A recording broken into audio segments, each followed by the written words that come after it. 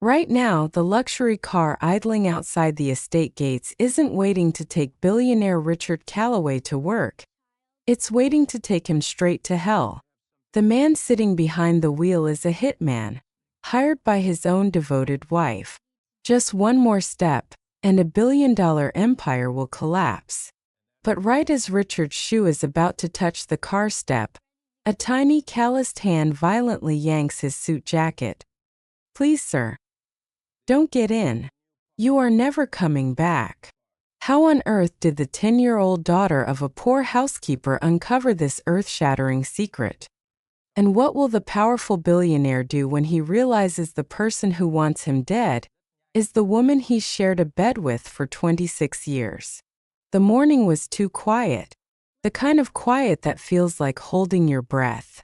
Richard Calloway's leather dress shoes clicked softly against the polished marble walkway of his estate. The sky above was a flawless, deceitful blue. Everything looked perfectly normal. His black corporate town car was idling right at the front gates, just as it had every morning for the past 4 years. The driver was standing there, holding the rear door open, looking down at the pavement. Nothing seemed out of place. Richard kept his eyes on his phone, scrolling through morning emails, one hand adjusting his tailored suit jacket. He took another step toward the open car door. But just as his foot was about to leave the final stone step, he felt a sudden, desperate tug on his sleeve. He stopped. He frowned. He looked down. It was Sunny, the 10-year-old daughter of his estate's housekeeper. She was standing there, half hidden behind the thorny rose bushes, trembling like a leaf in the wind.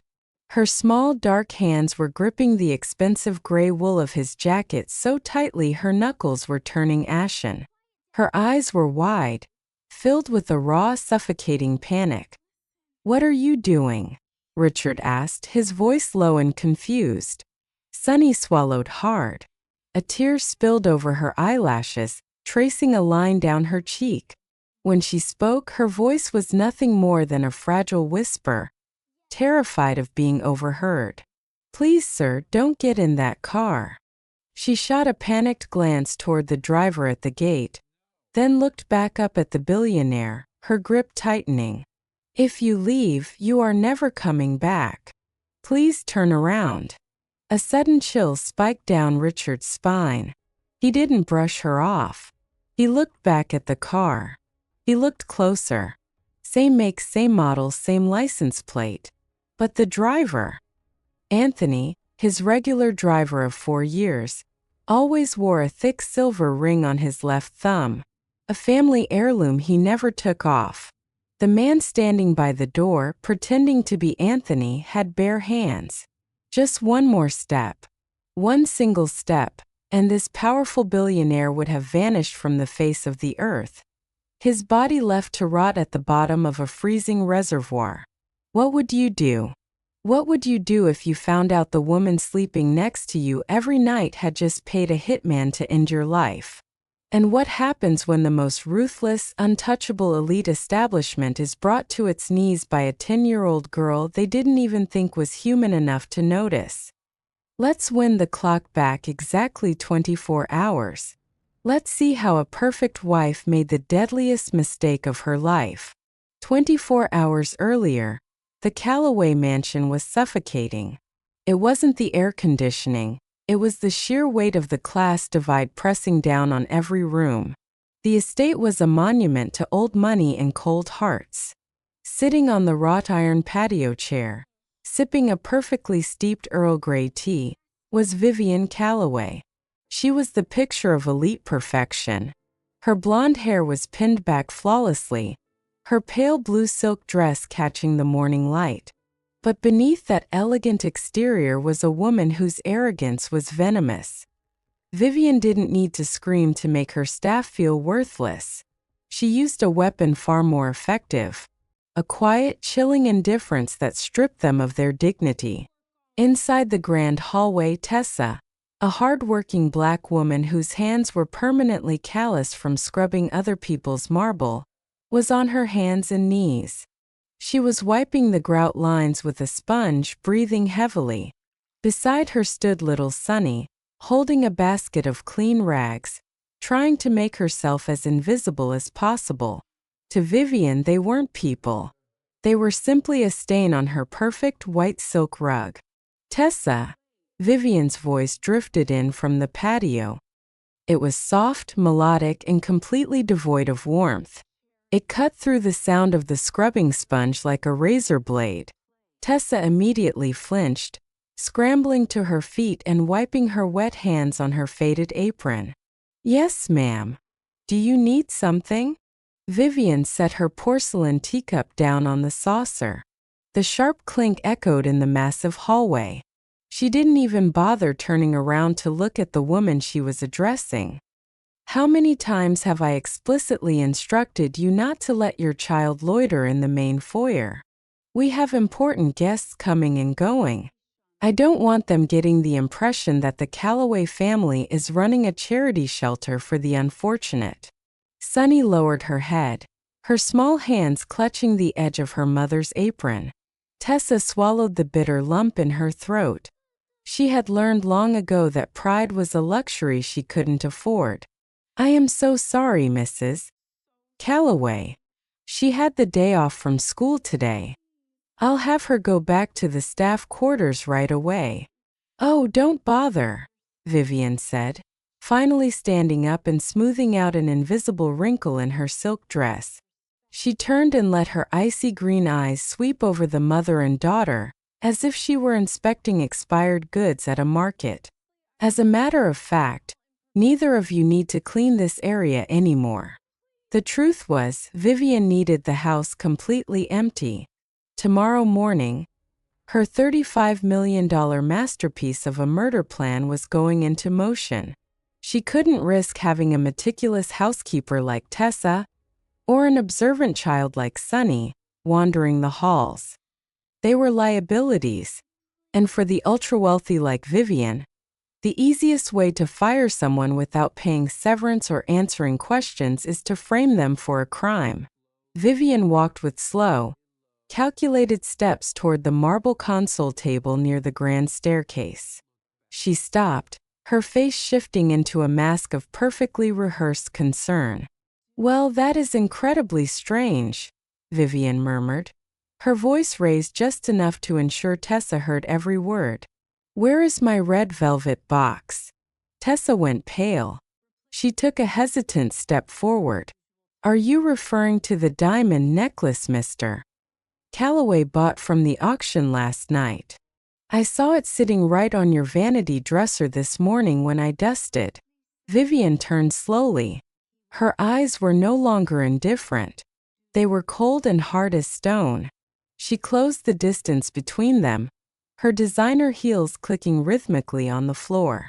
The air in the room seemed to freeze. Sunny stopped breathing, shrinking back against the wall. "Yes, Tessa. It was on my vanity. And you were the only person authorized to enter my master suite this morning." Vivian tilted her head, delivering her words with a sickeningly sweet, razor-sharp condescension. "Now, I am not one to jump to conclusions, but you have to admit background dictates behavior, doesn't it? When people from your socioeconomic bracket are suddenly exposed to something that costs more than they will earn in a lifetime, it is only natural that greed takes over. It's just human nature." "Dear God, no, ma'am," Tessa gasped, tears instantly springing to her eyes. Her knees gave out, and she dropped to the cold stone floor, her hands clasped together. "I swear on my life I would never touch your things. Please, I've worked here for 3 years. I've always been honest." "Poverty has a way of washing away honesty, Tessa," Vivian interrupted. She didn't raise her voice a single decibel, yet her words landed like a physical blow to Tessa's chest. Vivian casually pulled her phone from her designer handbag. "I despise noise. And I despise messy situations. I am going to give you exactly 1 hour. Pack your meager belongings, take this child, and get off my property. If you refuse, I will call the police. And when they find that necklace in your bags, you won't just lose your job. Social services will take your daughter away before the sun goes down. Now get out of my sight before your stench ruins my morning." Tessa collapsed onto the rug, sobbing uncontrollably into her calloused hands. Sunny dropped to her knees, wrapping her tiny arms around her mother's shaking shoulders. She glared up at the wealthy, untouchable woman who was casually walking away, destroying their entire lives without a second thought. They were backed into a corner, stripped of their dignity by a few careless words from someone with too much power. But what Vivian Calloway didn't realize as she walked away with a smug smile on her face was that this toxic display of arrogance was the deadliest mistake she could have ever made. Tôi đã hiểu yêu cầu của bạn. Tôi sẽ tiếp tục viết tiếp phần 2. Dưới đây là phần 2 của kịch bản. Richard Calloway did not yell. He did not throw anything. He had built his entire empire on logic, on numbers, on an ironclad discipline of never reacting to the unexpected. He simply stared into the terrified, unblinking eyes of the little girl holding his sleeve. "Come with me," he said quietly. "Slowly. Don't run. Don't look at the gate." Sunny nodded once, a sharp, jerky movement, and finally let go of his jacket. The two of them walked together, matching their pace so it looked perfectly natural. They moved across the stone path, past the marble fountain that cost more than most people earn in a decade, and around the corner of the massive estate where a tall row of cypress trees completely blocked the view from the front gate. Once they were out of sight, Richard knelt down on the cold grass, bringing his eyes level with the trembling child. "Tell me exactly what you heard," he commanded, his voice steady but carrying the weight of a judge. "Don't skip anything." Sunny took a deep breath. Her small shoulders were shivering, but she forced herself to speak clearly. "My mom was making tea in the kitchen last night," she whispered. "It was late. I was supposed to be sleeping, but I came down because I forgot my book. The lights in the kitchen were off, but I could hear voices coming from the back patio. It was two people, a man and Mrs. Calloway." Richard kept his face perfectly still, a mask of stone. "And the man," Sunny continued, her voice catching slightly. "He was not from the house. I had never heard his voice before. Mrs. Calloway told him that everything was ready for the morning. She said the driver had been replaced. She said you would be in the car at exactly 8:30, and that you wouldn't notice a thing because you never look up from your phone." Sunny paused, her dark eyes filling with a profound sadness that seemed far too old for a 10-year-old child. And then she said, "That after today, she would finally be free." Richard Calloway stayed perfectly still behind the cypress trees. He listened to his own heartbeat pounding in his ears. He felt the entire foundation of his life shifting beneath him, like a concrete floor that had suddenly turned into quicksand. For a long moment, the billionaire did not speak. The faint, mechanical hum of the black town car idling at the gate drifted through the trees, patient, indifferent, deadly. "Sunny," he said softly, "do you have anything else? Anything you can show me to prove this?" The girl hesitated. She looked down at her scuffed sneakers for a second, then reached into the front pocket of her faded jeans. She pulled out a small, battered object. It was an old smartphone, the kind with a cracked screen held together by clear packing tape. "My mom gave me this one when she got a new phone," Sunny explained. "It doesn't make calls anymore, but it still records sound. I was so scared. So I pressed the button and held it near the patio door." Richard took the cracked phone carefully, the way a bomb squad technician might handle an explosive device. He looked at the shattered screen. There was a single audio file saved, 11 minutes and 42 seconds long. You recorded them, Richard said, his voice barely above a whisper. I didn't know what else to do, sir. I thought if I just told my mom, she would say I had a bad dream. And I knew if I told nobody, then nobody would believe me after you were gone. Richard nodded slowly. He pressed play. The audio was scratchy, but the voices were unmistakable.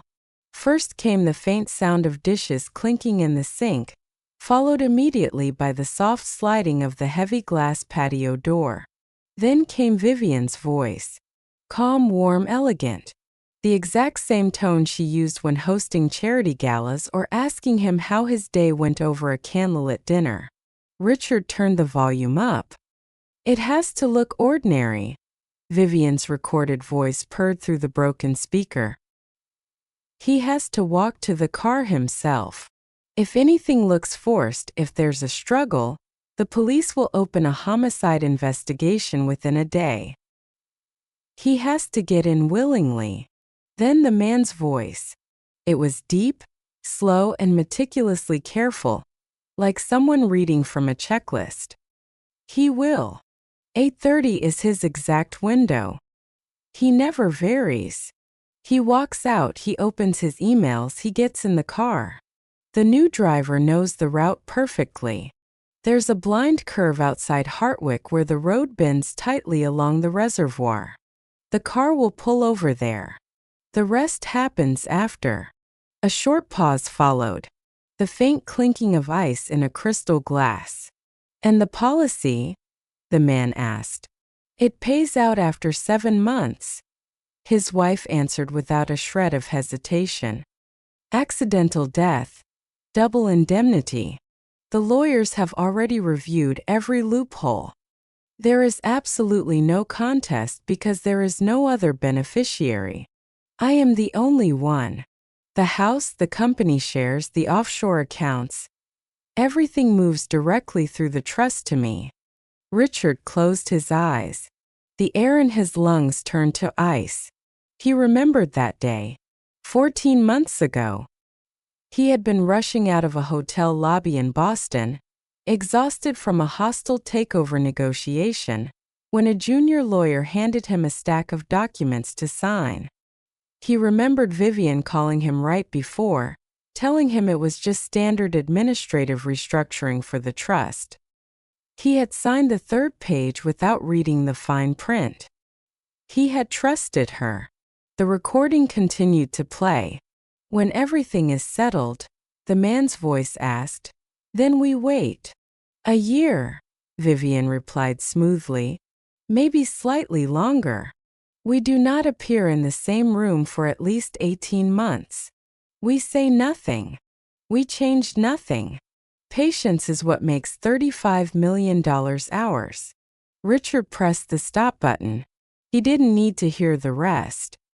He had heard enough to know that whatever life he thought he was living when he woke up this morning, that life had been brutally murdered while he was asleep in his own bed. He looked at Sunny. The little girl was watching him with the patient, terrified eyes of someone who had risked everything just to be believed. Your mother, Richard said carefully, his voice hollow. Does she know you recorded this? No, sir. Did she hear them talking on the patio? I don't think so. She had the kitchen radio on. She was doing the dishes. Good. Richard exhaled a long, ragged breath. I need you to keep it exactly that way for now. Do you understand me, Sonny? Not because your mother would do anything wrong, but because the more people who know the truth right now, the more people are in mortal danger. Sonny nodded. The gravity on her face was heartbreaking. Richard slipped the cracked phone into the inside pocket of his expensive suit jacket, right next to his heart. He stood up slowly, brushing the morning dew off his trousers. He peered through a small gap in the cypress branches, looking toward the front gate. The town car was still waiting. The fake driver was no longer relaxed. He had put his phone away and was pacing slightly, shifting his weight from one foot to the other. He was starting to wonder why his target hadn't walked out yet. Richard took out his own phone and tapped a single name from his favorites list. The line rang twice. "Richard, you should be in the car already. The Hartwick board meeting starts at 10 sharp. "Marcus," Richard said. His voice was terrifyingly calm. "I am not going to Hartwick today. I need you to do something for me immediately, and I need you to do it without telling a single soul in the office. Not your assistant, not the legal team, no one." There was a heavy pause on the other end of the line. Marcus Vail had been Richard's personal attorney and closest confidant for 19 years. He had only heard Richard speak in this exact tone of voice twice in his entire life. "Tell me," Marcus said simply. "I need everything on my life insurance policy. Every single change made in the last 2 years, every signature, every adjustment to the beneficiary clause. And I need it in front of me in the next 90 minutes. Richard." "What the hell is happening?" Richard looked down at Sonny, who was looking back up at him with unshakable courage. "Something I should have noticed a very long time ago," he said. Marcus didn't waste another second with questions. 90 minutes. Stay exactly where you are." The call ended. Richard stood there, gripping the silent phone. He had negotiated against ruthless foreign governments. He had bought and sold multinational corporations in the same week. He had walked into rooms filled with powerful men who wanted to destroy him and walked out with their signatures on his terms. But nothing in his vast empire of wealth had prepared him for the simple act of standing 20 feet from his own front door, realizing the woman he loved wanted him dead. Suddenly, his phone vibrated in his hand. The screen lit up with a single name. Vivian. Richard stared at the glowing screen of his phone. The name Vivian pulsed in cold, white letters. Before he answered, his mind flashed back to yesterday afternoon, to the exact moment he had unknowingly earned the loyalty of the little girl standing beside him. He had come home early from the office to find the grand foyer in total chaos. Vivian had been standing over Tessa, a smug, triumphant smile on her face, while the housekeeper wept over her packed bags. Vivian had loudly accused the poor woman of stealing a $50,000 diamond necklace.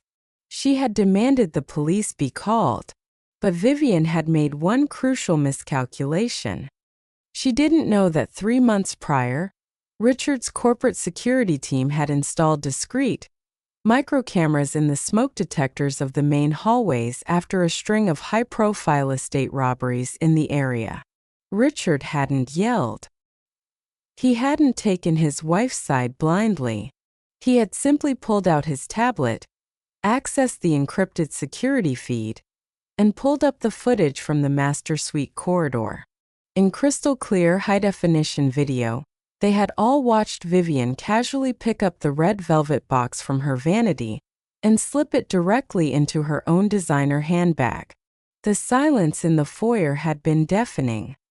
Vivian's face had drained of all color, her arrogant facade crumbling into a mask of pure, stuttering humiliation.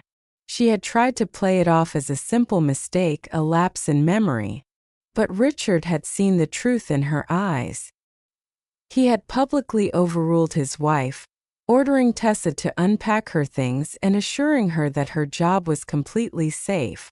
He hadn't realized it then, but that single act of fairness had shattered Vivian's illusion of absolute control. It had also shown a terrified 10-year-old girl that the billionaire owner of the house was a man worth saving. The phone vibrated again in his palm, pulling him back to the freezing reality of the present. He swiped the green button and raised the phone to his ear. "Hello," he said, his voice a masterclass in relaxed indifference. "Richard, darling, where are you?" Vivian's voice drifted through the speaker, dripping with perfectly manufactured affection. "The driver just texted me." He says he has been waiting at the front gate for over 10 minutes. She sounded warm, patient, slightly amused. It was the exact tone a loving wife uses when her busy husband has forgotten his keys again. It was the tone of a sociopath checking to see if the trap had sprung. "I'm heading back inside," Richard lied smoothly. "I realized I left the blue Hartwick folder on my desk in the study. I need those quarterly projections for the 10 o'clock meeting." There was a microscopic pause on the other end of the line. "Oh," Vivian said softly. "Do you want me to come down and help you look for it?" "No need, I know exactly where it is," Richard replied. "I will be out in 2 minutes." "Hurry, darling," she cooed.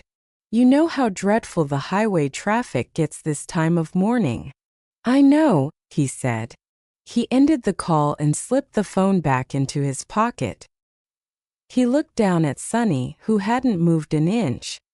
"Sunny," he whispered, "I need you to go back to the staff quarters.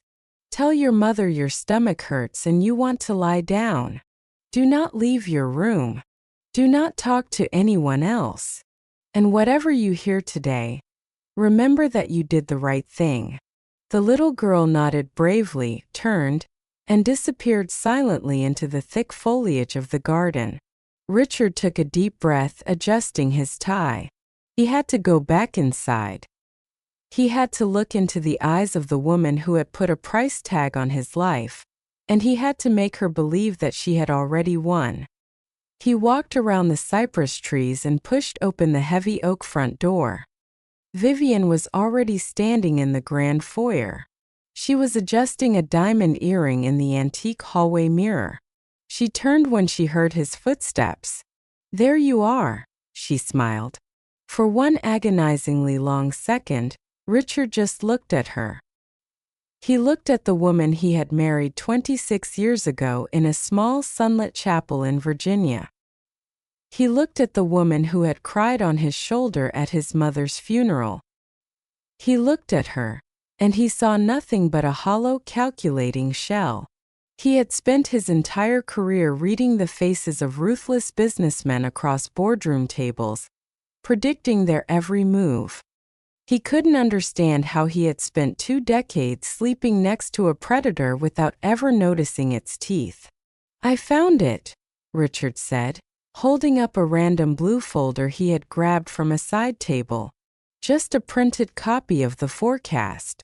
Vivian nodded, entirely oblivious to the fact that the man standing in front of her knew every dirty detail of her conspiracy.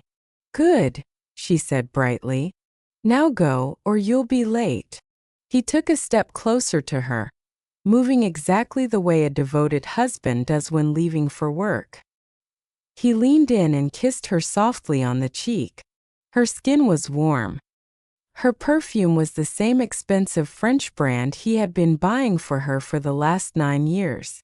"I love you," she whispered against his collar. Richard didn't answer. He couldn't force those words out of his throat, not even for the act. He simply gave her the same small private smile he had used 1,000 times before, turned and walked out the door. He walked down the stone path toward the waiting town car. The fake driver stood up straighter, his hand gripping the rear door handle tightly. The man was ready. He had been given strict instructions that the billionaire would walk out, look at his phone, get in the car, and never ask a single question. Richard kept walking. He kept his eyes glued to his phone screen, scrolling aimlessly. He closed the distance. 30 feet, 20 feet, 10 feet. And then, without missing a single beat, without looking up, Richard subtly shifted his trajectory. He didn't walk toward the open car door. He walked right past it, heading straight for the small pedestrian gate on the far side of the driveway. The fake driver froze. Richard could feel the man's confusion radiating in the air. The assassin had not been given instructions for this scenario. "Mr. Calloway?" the fake driver called out, his voice tight. Richard didn't break his stride. He raised his phone to his ear, pretending to be deep in conversation. "Yes, I'm walking out now," Richard said loudly, speaking to a dial tone. "No, the driveway is blocked. I'll just meet you at the corner." He pushed open the wrought iron pedestrian gate and stepped out onto the public sidewalk. The fake driver didn't follow him. He couldn't.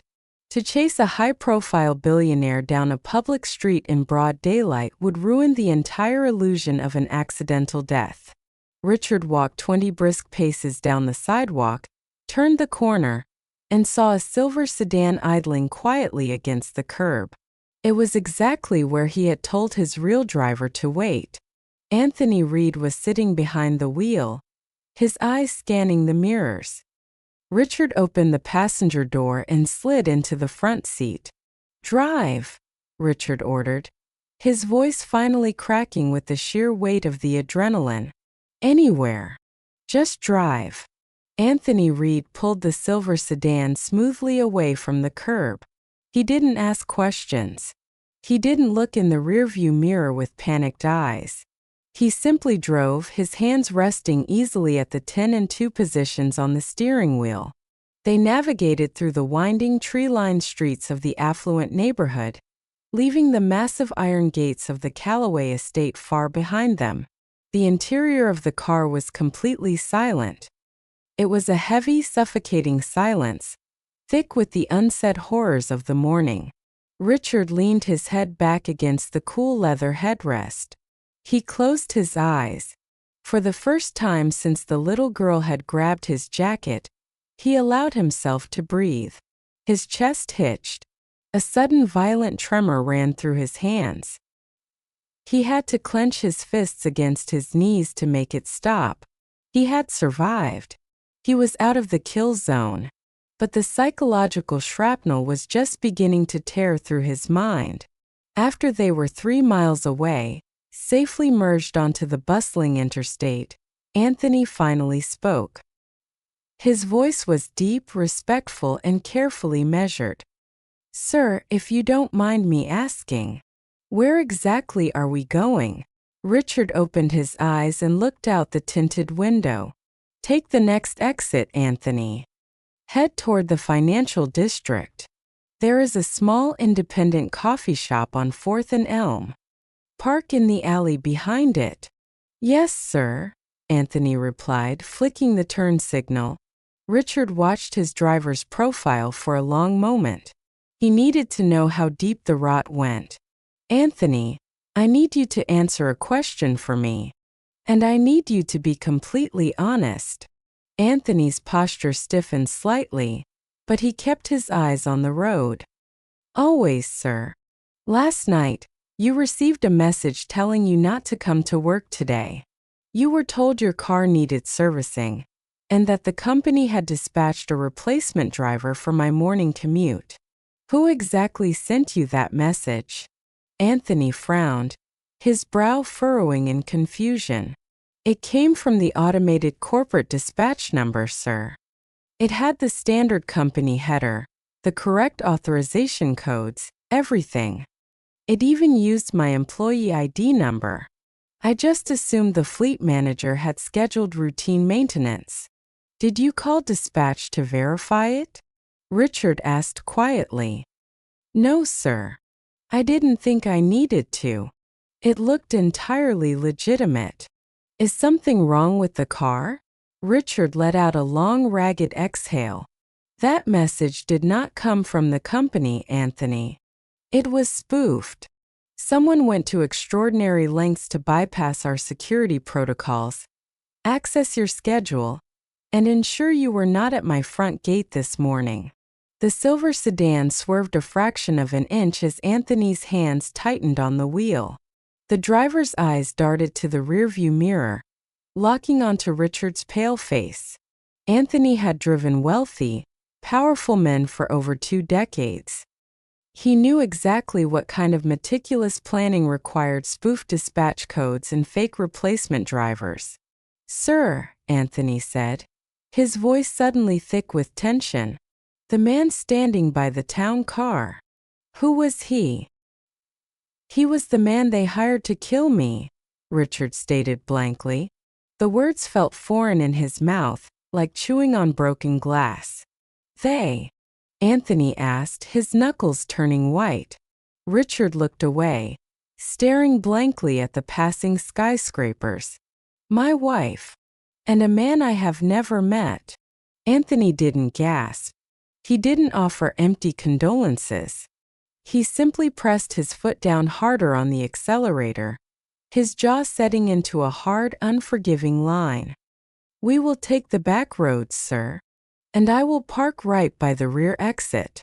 Nobody is getting near this car. Richard nodded gratefully. He watched the morning commuters walking along the busy sidewalks. People were carrying coffee cups, laughing with coworkers, checking their watches. The world was moving forward, blissfully unaware of the nightmare unfolding right beside them. Richard thought about his 26-year marriage. He thought about the extravagant anniversary trips to Paris. He thought about the way Vivian used to trace the lines on his palm when they watched television.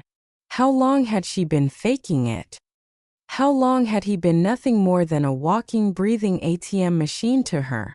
The psychological torture of realizing your entire adult life was built on a foundation of lies was infinitely worse than the fear of death itself.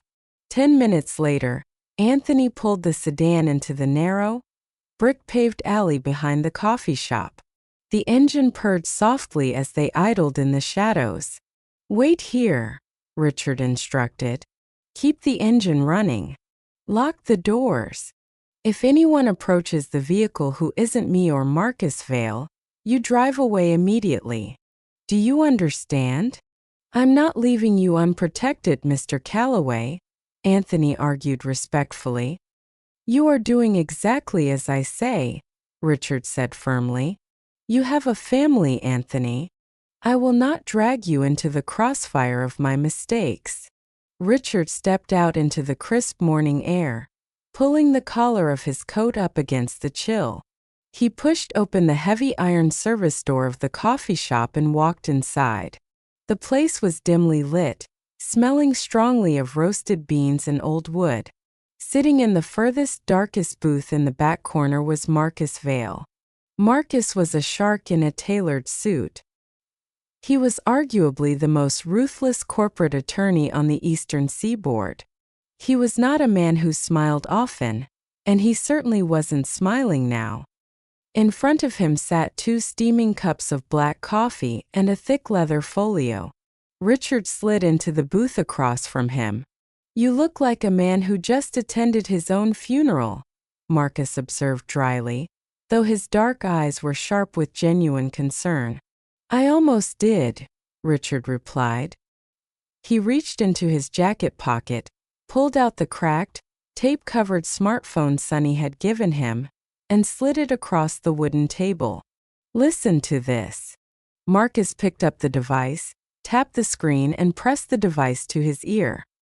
He listened to the 11-minute audio file in absolute, unbroken silence. His expression didn't change. His eyes didn't widen. But Richard could see the gears turning behind the lawyer's cold, calculating gaze. When the recording finally clicked off, Marcus carefully set the phone down next to his coffee cup. Well, Marcus said softly, his voice dangerously calm. She has certainly been busy. Tell me about the insurance policy, Richard demanded, his voice hardening. Marcus opened the leather folio and pulled out a stack of heavily redacted documents. I pulled the files from the trust administrators exactly as you asked. I also had my private investigator, Hannah, dig into the recent digital signatures. What you are looking at is a masterpiece of corporate fraud. Marcus slid a single piece of paper across the table. 14 months ago, your standard $12 million life insurance policy was aggressively restructured. The coverage was increased to $35 million. An accidental death rider was added, which would essentially double the payout under very specific circumstances. And the beneficiary clause was completely rewritten. Richard stared at the document. I never authorized this. I know you didn't, Marcus said, tapping a polished fingernail against the bottom of the page. But someone with your exact signature did. The document was notarized in a small private office in Greenwich. The notary public retired abruptly 4 months ago and relocated to a gated community in Arizona. He has not answered his phone in 2 weeks. Richard felt a wave of nausea wash over him. Vivian had been in Greenwich 14 months ago. She had told him she was attending a charity luncheon for a local art museum. She had even brought home a glossy brochure to show him. While he was sitting in a boardroom in Tokyo fighting to keep his company profitable, his wife was sitting in a shady notary's office, legally putting a $35 million bounty on his head. Richard stared at the fraudulent signature. He could see his own name perfectly mimicked, right down to the slight, confident curve of the R. Who is he, Marcus? Richard asked, his voice completely dead. The man she was talking to on the patio last night. Marcus closed the leather folio and leaned forward, the wooden booth creaking under his weight. His name is Daniel Brennan. At least, that is the name he is using right now. Marcus pulled out a thin, unmarked gray file from his briefcase and placed it squarely in the middle of the table. My private investigator, Hannah, is the best in the business. She tracked the notary's digital footprint and found a connection to a commercial real estate transaction from 2 years ago. That transaction led her directly to Daniel Brennan. But Brennan didn't exist before 2009. Richard looked up from the file, his eyes narrowing. What do you mean he didn't exist? He was born Adrian Holt in rural Wisconsin, Marcus explained, his tone devoid of all emotion. In 2009, his first wife, a wealthy heiress named Margaret, fell off a steep hiking trail in northern Michigan. There were no witnesses. The local police ruled it a tragic, unavoidable accident. Adrian collected a $3.2 million life insurance payout and vanished. He legally changed his name to Daniel Brennan 3 months later in a different state. Richard felt a cold, prickling sweat break out on the back of his neck. It gets worse, Marcus said grimly. In 2017, Daniel Brennan married a 53-year-old widow in Phoenix. She was immensely wealthy and had absolutely no children. They were married for exactly 2 years and 8 months. Then, her sprawling ranch house caught fire in the middle of the night. The local fire department ruled it an electrical accident.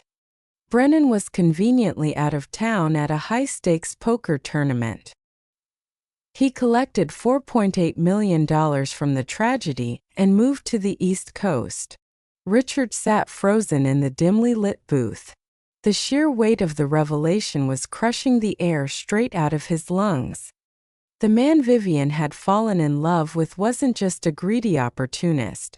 He was an apex predator, a professional black widow who hunted wealthy, vulnerable women, isolated them, and slaughtered them for a paycheck. Does she know? Richard whispered, his mind racing through 1,000 terrifying possibilities. Does Vivian know she is sleeping with a serial killer? Marcus shook his head slowly. Highly unlikely. Psychopaths like Brennan don't share their bloody resumes. He probably targeted her at one of your high society charity galas, played the charming, attentive listener, and slowly poisoned her mind against you. He convinced her that you were neglecting her, that you cared more about your global shipping empire than her happiness. And then he planted the idea. A perfect, foolproof plan where she gets the money, she gets her freedom, and she gets him. But the brutal truth is, Richard, once you were dead at the bottom of that reservoir, Vivian's clock would start ticking. She would have met with a tragic, fatal accident within 2 years, and Brennan would have walked away with $35 million of your money. Richard closed his eyes, rubbing his temples as a blinding headache began to throb behind his skull. His wife wasn't just a ruthless traitor. She was a foolish, arrogant pawn. She thought she was the mastermind playing the grand game, completely unaware she was already standing on the slaughterhouse floor. "We have everything we need right here," Marcus said, tapping the gray folder heavily. "We have the forged signature, the audio recording from the housekeeper's daughter, the spoofed dispatch logs, and Brennan's hidden criminal history. I can have the FBI raid your estate in exactly 20 minutes. Vivian and Brennan will be sitting in federal custody by lunchtime." Richard opened his eyes. The shock and the heartbreak were completely gone. They were replaced by something much darker, something forged in the ruthless fires of the corporate world. "No," Richard said coldly. Marcus raised an eyebrow, genuinely surprised. "No. If we arrest them right now, they will hire an army of the best defense attorneys money can buy. They will claim the audio recording is an illegal, AI-generated fake. They will say the driver mix-up was nothing more than a corporate dispatch error. They will claim the insurance restructuring was my idea all along. They might spend years fighting it in court, and Brennan might slip through the cracks again." Richard leaned across the table, his eyes burning with a terrifying, absolute resolve. "I do not want them to go to trial with a fighting chance. I want them caught in the act. I want them to feel the trap snap shut around their necks at the exact moment they are absolutely certain they have one." Marcus stared at his oldest client for a long, heavy minute. A slow, dangerous smile finally crept onto the lawyer's face. "What is your play?" "I told Vivian I was postponing the Hartwick board meeting," Richard said, his voice dropping to a low rumble. "I am going to officially reschedule it for this Friday. That gives us 48 hours to coordinate with the authorities quietly. On Friday morning, I am going to walk out of my front door. I am going to get into the black town car. And I am going to let Daniel Brennan drive me straight to the reservoir." "You are out of your damn mind," Marcus hissed, his professional composure finally cracking. "If something goes wrong on that isolated road, he will put a bullet in your head before the SWAT team can even breach the vehicle."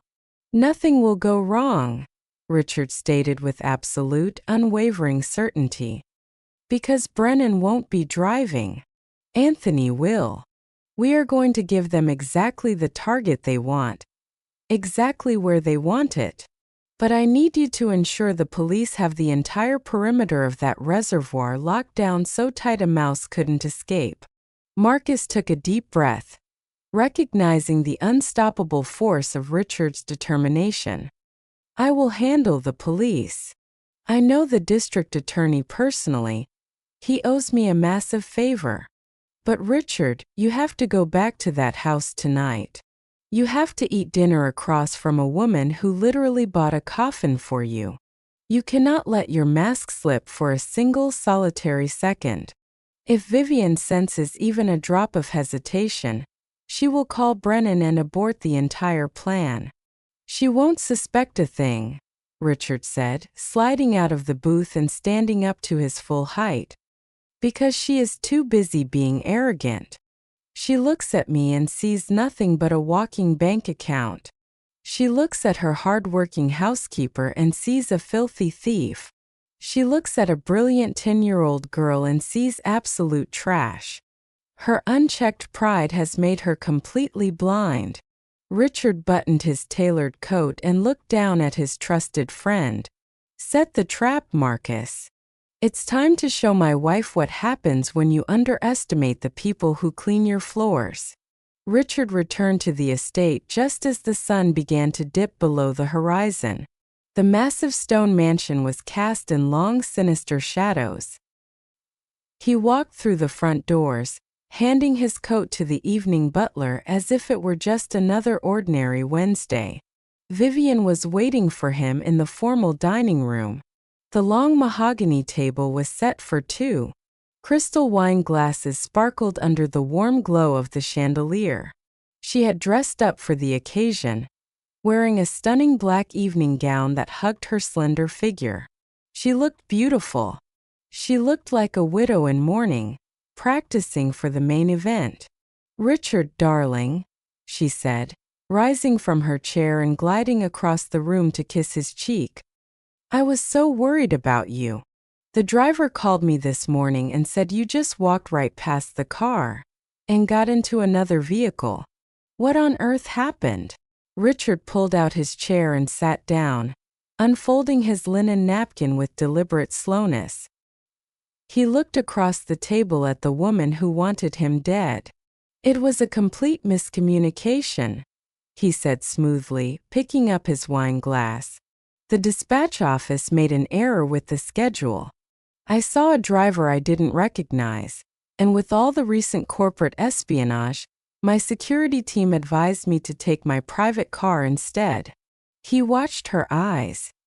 He watched for the microscopic flicker of panic, the sudden realization that her perfect plan had hit a snag. But Vivian was a spectacular actress. She simply sighed, placing a manicured hand over her heart. "Thank goodness you are so careful. I don't know what I would do if anything ever happened to you." "You won't ever have to find out," Richard replied, taking a slow sip of his red wine. "By the way, my meeting at Hartwick was postponed. I am officially rescheduling it for this Friday morning." There it was. The tell. Vivian's grip on her wine glass tightened just a fraction of an inch. Her pupils dilated. A sudden electric thrill shot through her posture, though she quickly masked it with a soft smile. "Friday?" she asked innocently. "Will they send the correct driver this time?" "Yes," Richard lied effortlessly. "Marcus handled it personally. The same company will send the same car to the front gate at 8:30 sharp." "Perfect," Vivian purred, cutting into her perfectly cooked steak. "I am so glad everything is finally sorted out." They ate the rest of their dinner in agonizing, suffocating small talk. They discussed their upcoming luxury vacation to the Maldives. They discussed the Foundation's charity gala next month. Richard played his part flawlessly, feeding her the exact illusion of control she so desperately craved. But underneath the table, his hands were clenched into tight, unforgiving fists. Later that night, the mansion fell completely silent. Vivian had retired to the master suite early, claiming she had a severe headache.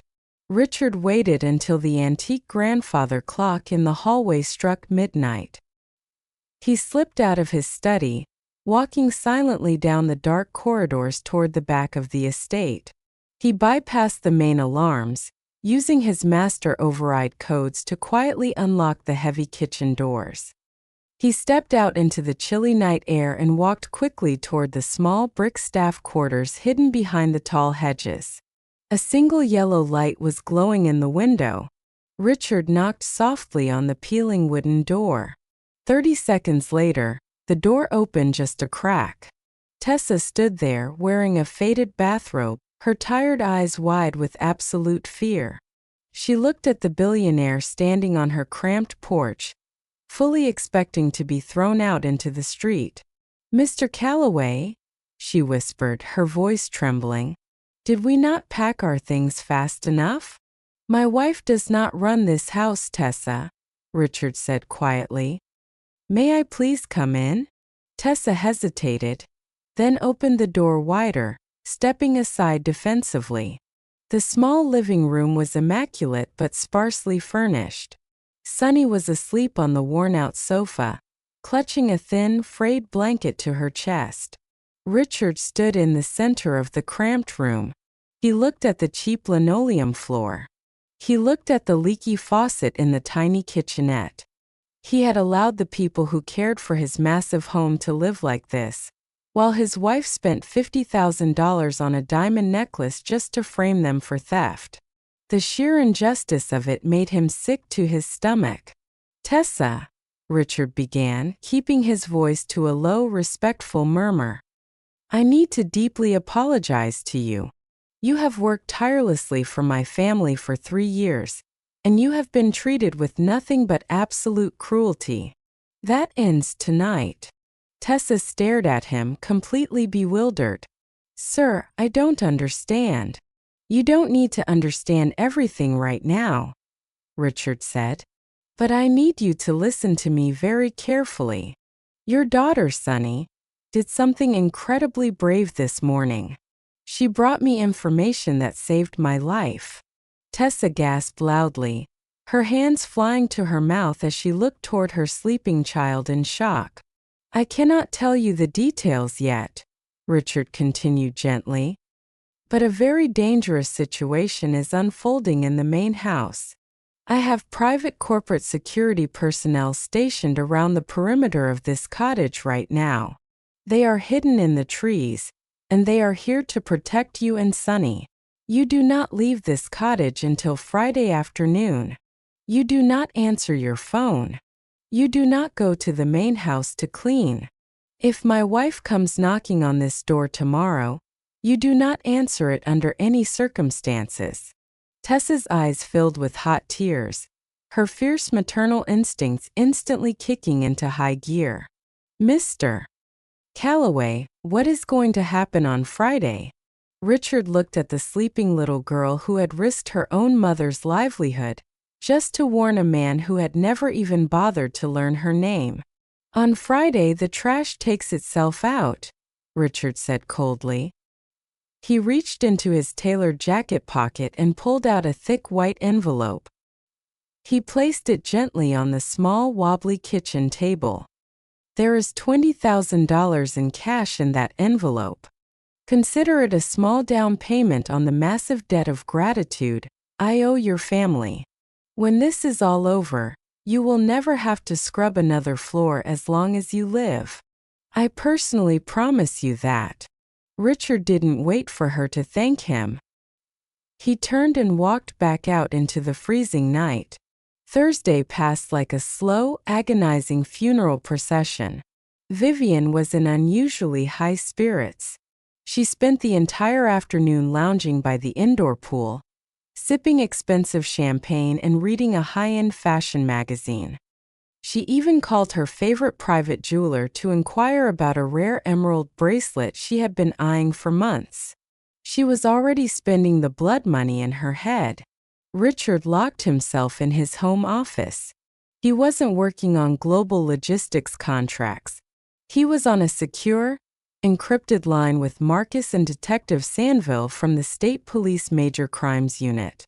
They were meticulously reviewing the drone surveillance footage of the Hartwick Reservoir. They were mapping out the blind curve, calculating the exact stopping distance of the town car, and positioning the undercover SWAT vehicles in the surrounding tree line. Daniel Brennan, the professional Black Widow, had no idea he was walking straight into a military-grade ambush.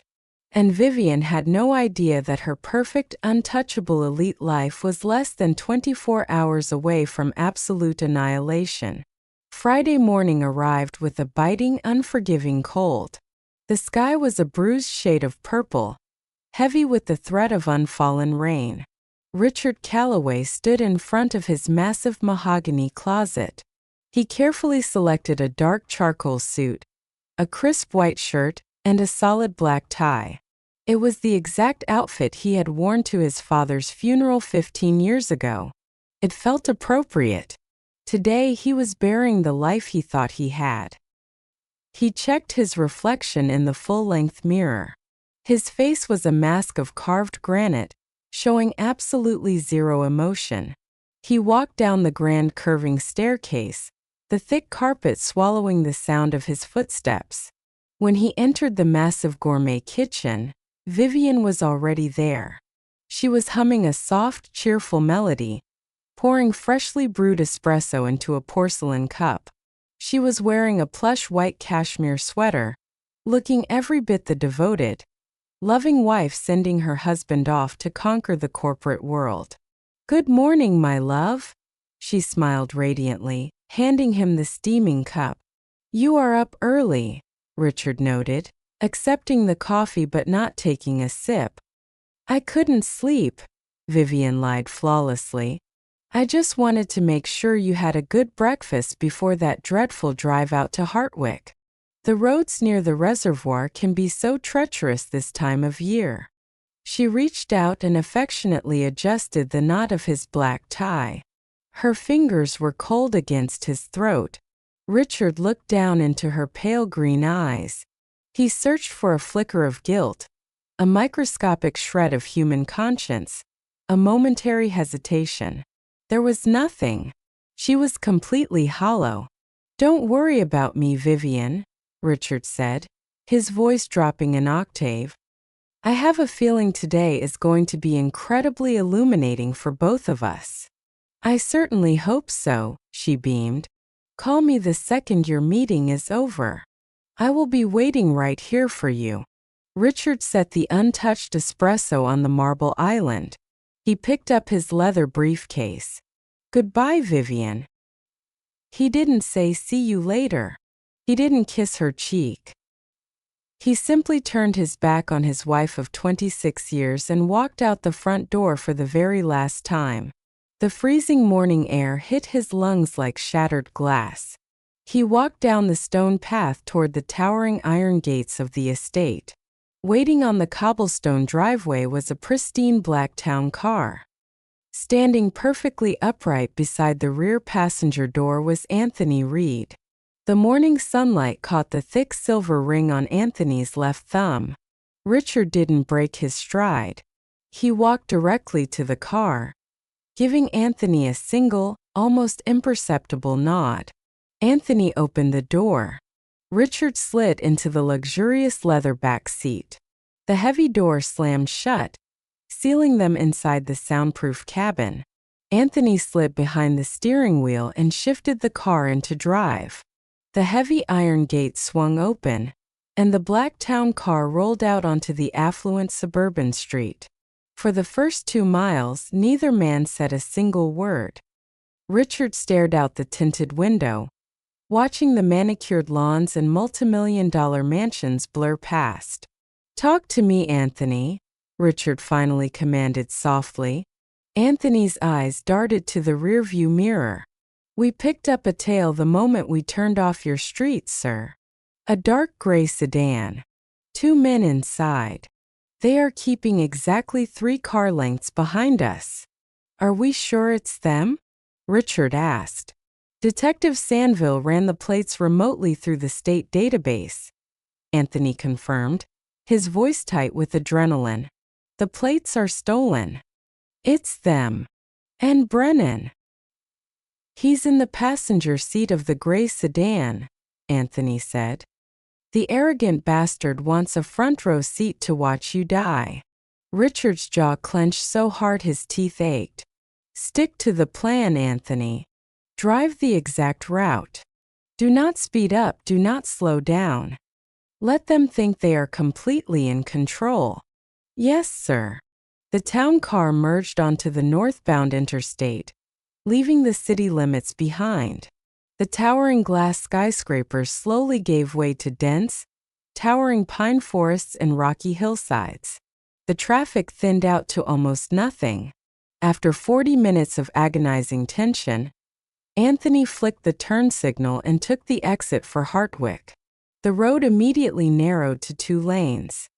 The towering trees formed a dark canopy overhead, blocking out the morning sun. There were no streetlights here. There were no houses. It was a desolate, forgotten stretch of asphalt cutting through the wilderness. Through the gaps in the trees, the sprawling black expanse of the Hartwick Reservoir finally came into view. The water looked like polished obsidian, freezing and bottomless. "We are approaching the 2-mile mark, sir," Anthony warned, his hands gripping the steering wheel so tightly his knuckles were white. "The blind curve is less than 60 seconds away." Richard unbuckled his seatbelt. He placed his hands flat on the leather seat, bracing himself. "Get ready," Richard whispered. In the rearview mirror, the dark gray sedan suddenly accelerated. It closed the three-car gap in a matter of seconds, surging aggressively toward their rear bumper. The hitmen were preparing to execute the pit maneuver. They were going to ram the back corner of the town car, spin it out of control, and send it crashing through the flimsy wooden guardrail into the freezing depths below. "They are making their move," Anthony shouted, his eyes locked on the mirror. "Now, Anthony!" Richard roared. Anthony slammed his foot onto the brake pedal. The heavy black town car screeched, the anti-lock brakes violently shuddering as the vehicle came to a dead, smoking halt directly in the middle of the narrow road. The gray sedan, traveling at over 60 miles per hour, had absolutely no time to react. The driver swerved frantically to avoid rear-ending them, locking up his own brakes.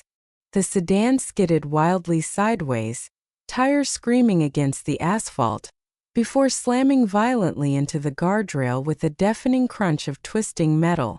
Before the dust could even begin to settle, the forest absolutely erupted. It was as if the trees themselves had suddenly come alive. Four massive unmarked black tactical SUVs burst from the hidden logging trails on both sides of the road. They swarmed the crashed gray sedan in less than 3 seconds, completely boxing it in from every conceivable angle.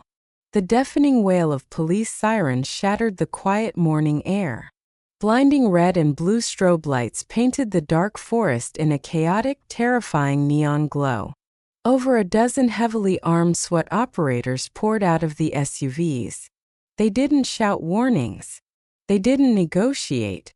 They raised their assault rifles and descended on the crushed sedan like a pack of wolves. "Hands where I can see them," a voice bellowed over a megaphone. "Do not move a single muscle or you will be shot." Richard rolled down the tinted window of his town car. The cold wind whipped through his hair. He watched with absolute, unblinking focus as the tactical team dragged the driver out of the sedan and slammed him face-first onto the freezing asphalt. Then the passenger door was ripped open. A tall man with carefully styled hair and an expensive dark gray jacket was violently yanked out of the vehicle. It was Daniel Brennan, the professional Black Widow, the man who had murdered 2 wives and spent the last year seducing a third to steal a billionaire's empire. Brennan wasn't looking so charming anymore. His nose was bleeding from the airbag deployment, and his eyes were wide with sheer, unadulterated panic. An officer kicked Brennan's legs apart and shoved his face ruthlessly into the dirt, snapping heavy steel handcuffs around his wrists. "What is this?" Brennan screamed, his voice cracking with desperation. "You have the wrong car." "I didn't do anything." Richard opened the door of the town car and stepped out onto the road.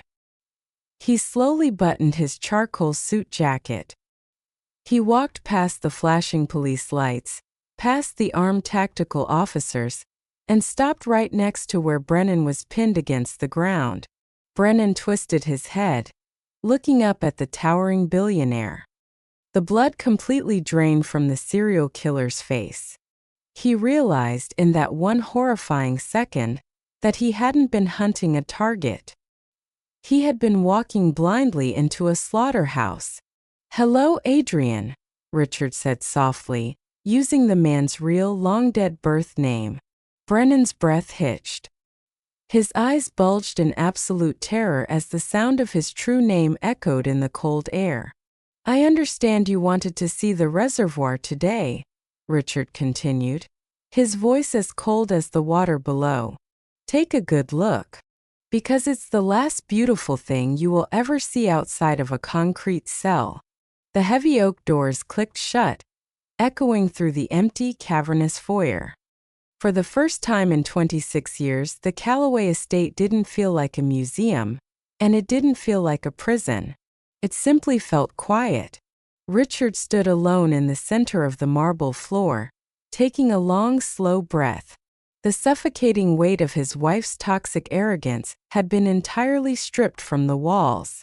Outside, the flashing red and blue lights of the police cruisers slowly faded into the distance, taking the nightmare away with them. The fallout was swift, brutal, and entirely public. Daniel Brennan, whose real name was splashed across every major news network in the country, didn't stand a chance. Faced with overwhelming federal evidence, the audio recording, and the testimony of the fake driver, his expensive legal defense completely collapsed. He was swiftly extradited back to Arizona, and then to Michigan, where the cold cases of his previous wives were violently reopened. He was sentenced to 3 consecutive life terms in a maximum security federal penitentiary, without the possibility of parole. But it was Vivian's downfall that became the ultimate spectacle of poetic justice. The woman who had spent decades cultivating a flawless, untouchable image among the East Coast elite was publicly humiliated. The moment the federal indictment was unsealed, her wealthy high society friends vanished like smoke. The country club revoked her membership. The prestigious charity board she aggressively controlled voted unanimously to expel her. Because she was charged with conspiring to murder the sole benefactor of her trust, the corporate lawyers immediately froze every single one of her financial assets. She couldn't access the offshore accounts. She couldn't sell her designer jewelry. She couldn't even afford a private defense attorney. The woman who had callously threatened to throw a hard-working mother out onto the freezing streets, who had mocked the very concept of poverty, was forced to stand in a sterile courtroom and accept the services of a tired, overworked public defender. She pleaded guilty to avoid a drawn-out, humiliating public trial. When the judge handed down her 20-year sentence, Vivian Calloway didn't look arrogant, and she didn't look elegant. She just looked completely hollow, stripped of the only thing that had ever given her power: Richard's money. Back at the estate, Richard didn't retreat into his work. He didn't lock himself in boardroom meetings to avoid the trauma of the betrayal. Instead, he systematically began to dismantle the cold, ruthless corporate machine his life had become. His first order of business was calling Anthony Reed into his office. He didn't just thank the man who had bravely driven him directly into an active hitman ambush.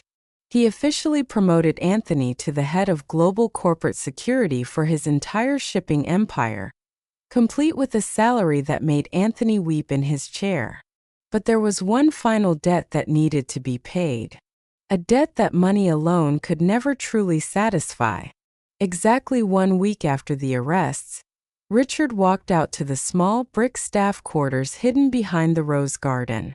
He didn't knock as an employer this time. He knocked as an equal.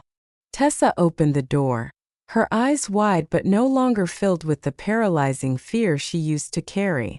Richard stepped into the small living room and took a seat on the worn-out sofa right next to Sunny. The 10-year-old girl was quietly coloring in a worn sketchbook, using a set of broken crayons.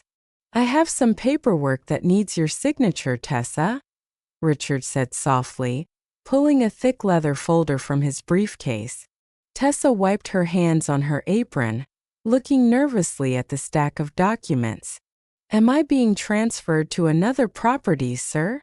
"No," Richard smiled, a genuine, warm smile that actually reached his eyes. "You are officially retiring." He opened the folder and laid out 3 separate legal documents on the wobbly kitchen table. The first document is the absolute deed to a beautiful 4-bedroom house in the best school district in the city, fully paid for, entirely in your name. Tessa gasped, her hand flying to her mouth as her knees weakened. The second document is a lifetime pension, drawn directly from my personal accounts, guaranteeing you will receive your current salary, tripled, for the rest of your life. "Mr. Calloway, I can't. This is entirely too much," Tessa sobbed, the tears streaming down her face. "It isn't nearly enough," Richard corrected gently. He turned his attention to the little girl sitting beside him. Sunny looked up from her sketchbook, her dark, brave eyes meeting the billionaire's gaze. "And the third document," Richard said, his voice thick with raw emotion, "is an irrevocable educational trust fund. Every single penny of your schooling, from now until the day you graduate from whatever Ivy League university you choose, is fully covered. You will never have to worry about textbooks or tuition or housing. You are going to change the world, Sunny, because you already saved mine." Sunny looked at the papers, then looked at Richard, and did something he had never seen her do in 3 years. She smiled. It was a bright, beautiful, unrestrained smile that filled the cramped room with pure light. The terrifying story of the Callaway estate became a legendary corporate whisper. It was a stark reminder that the most dangerous threats in a wealthy man's life rarely come from anonymous assassins or rival billionaires. They come from the familiar faces sitting right across the candlelit dinner table. But more importantly, it proved that true power does not reside in silk dresses, diamond necklaces, or $35 million insurance policies. It resides in the quiet, unbreakable courage of the people society chooses to ignore. A billionaire was saved not by his vast wealth, but by the trembling voice of a 10-year-old girl who decided that doing the right thing was more important than staying invisible. And now I want you to look deep inside yourself and answer this question honestly. If you were Sunny, a 10-year-old girl whose mother had just been brutally humiliated and threatened with homelessness by a billionaire's arrogant wife, would you still risk everything you have to warn that billionaire husband about his impending assassination? Or would you choose to stay silent, walk away, and let the cruel elite violently destroy themselves? Tell me what you would do down in the comments, and don't forget to subscribe if you believe karma never misses a target.